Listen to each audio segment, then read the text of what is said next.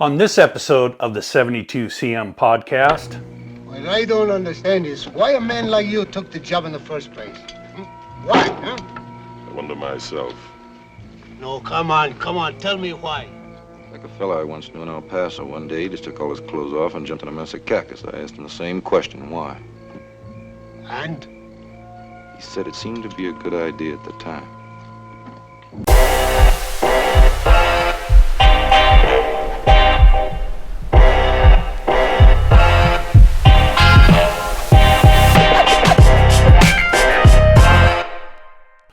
today we're going to talk about a specific movie, Western movie that is, that I've been a big fan of for many, many years.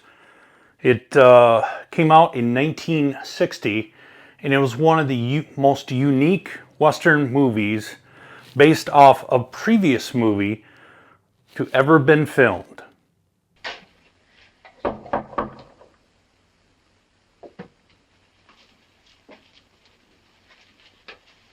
Come in.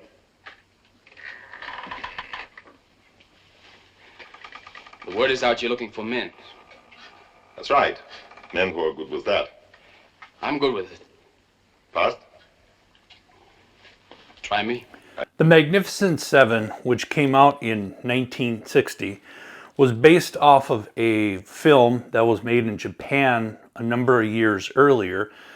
That was called The Seven Samurai, which was directed by Akira Kurosawa, which he was a well-known Japanese director back in the day, and also made the movie based on his love of American Westerns during his time as a movie creator. So that led to eventually, I believe it was Yul Brynner who had bought the rights to the original movie Seven Samurai, and his intent was to then create or make another film based off of that in an actual Western genre format. And it had gone through a number of different hands and writers and producers, and originally Yul Brynner, I think it was 1958, originally he was going to have Anthony Quinn as either he was going to direct or he was going to have Anthony star in the lead role.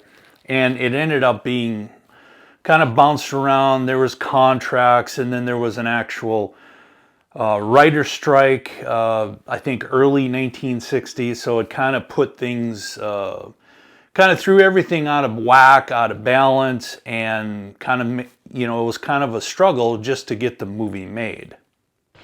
We need help. We must buy guns. We know nothing about them. Will you buy guns for us? Guns are very expensive and hard to get. Why don't you hire men? Men? Gunmen. Nowadays, men are cheaper than guns. Will you go? It will be a blessing if you came to help us. Sorry, I'm not in the blessing business. I think what makes this movie so great is the baseline of the story, which was there was a bunch of villagers.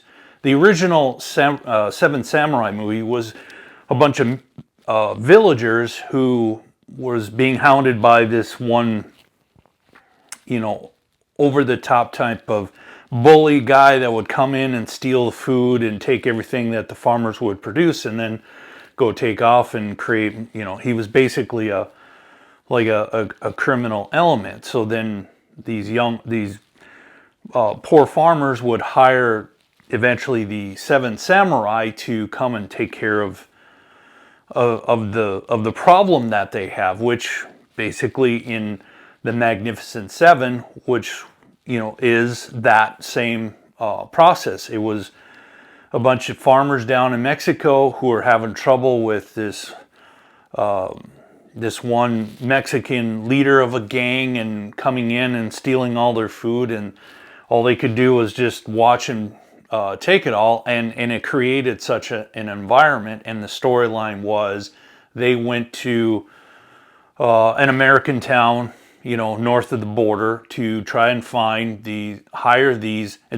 They originally were going to hire or buy guns and then they ended up hiring men in place of that. And that was the basis of the storyline, which made it a really compelling story to tell. And I think both with Yul Brynner and with Steve McQueen and all the other characters, the other 5 members of the club or the group, you know, went on to tell this story and stop the, you know, Calvera, who was the bad guy in the movie, to, you know, get him out and rescue the small village from ever being terrorized again.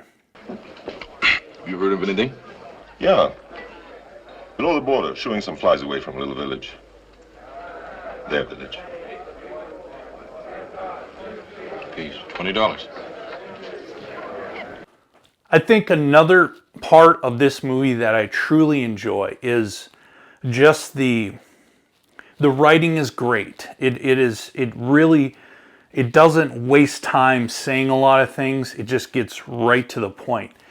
And there's another perspective that I don't think a lot of movies really told, as far as your bad guys or your good guys, or, you know, the sort of in between. It's not anti-hero, but it's not, you know, over the top like the Singing Cowboys or the Gene Autry's or Roy Rogers type of movie.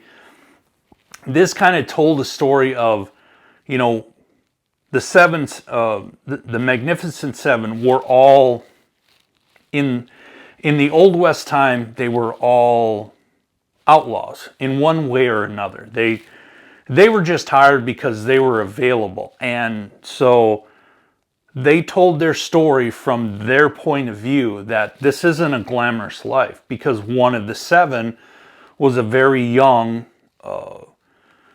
impressionable type of character that wanted to learn from them, wanted to be one of them, and they basically said, listen, we're barely getting by with enough money to live on or survive, and then you're on to the next job. And that's truly an interesting aspect that not a lot of movies really delve into. So as far as that writing goes, that's what makes The Magnificent Seven so great, because it's truthful.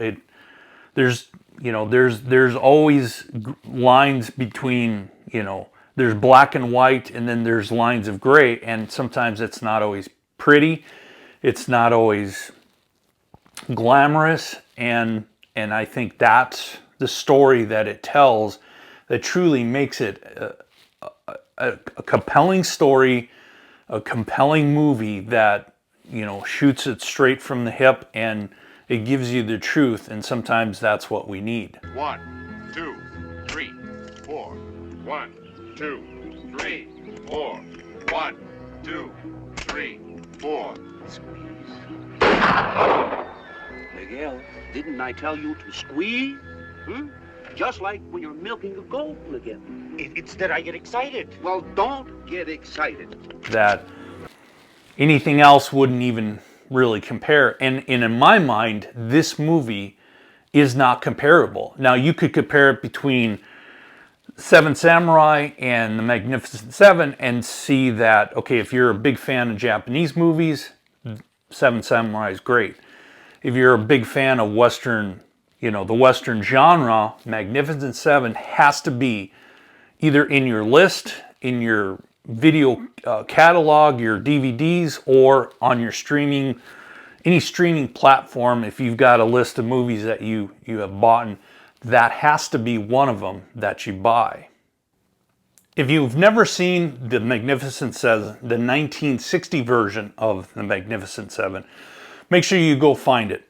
Go find it go buy the DVD, and then you can get some of the behind the scenes stuff. But if you get a streaming service, make sure this is on your list, because in my mind, it is definitely worth the time. And even watching some of the sequels, you know, really tells the story of all these guys coming together and trying to sort of revamp themselves in you know, and giving something back after they've taken, you know, from everything and everyone. But this is definitely one of the top 5 movies of all time that you should watch. Make sure you get watch it with your friends, and just enjoy for the storytelling that it is. Even if it is made in 1960, I'm telling you, it is probably truly one of the greatest Westerns of all time that I've ever seen.